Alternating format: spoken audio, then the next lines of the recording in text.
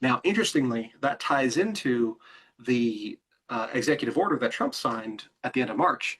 I can't remember the number of the executive order off the top of my head, but what it said was that they are modernizing all payments to and from America's bank account, by which they mean all executive agencies, but also includes the IRS.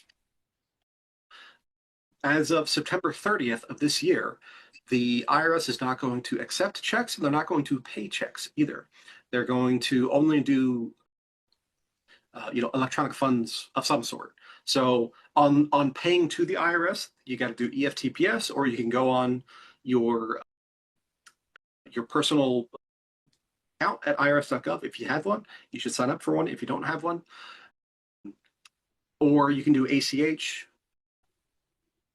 and I think that's it going forward. And then on the refund side, they'll do direct deposit like they have been, or they'll send you a prepaid debit card, which is going to open up a huge avenue of fraud. But I won't get into that right now because it just makes me angry. So yeah, so all that is to say, the upshot of doing that is that there will be better recognition of payments against claims with digital transfers because we'll have bank account transfer, whatever, that we can point to and very easily prove that something was paid rather than going to a check, getting the image of the check and sending that in.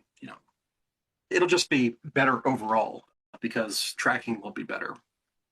Um, but yeah, that doesn't apply to the states. We'll see what each state does in response.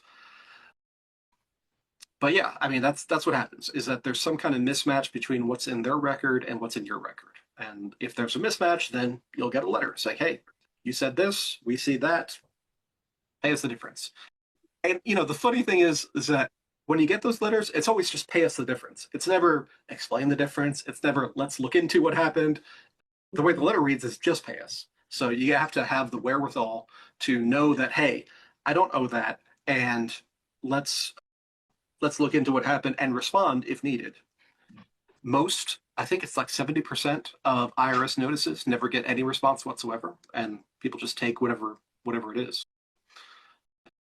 You got to fight for your rights, like the Beastie Boys said.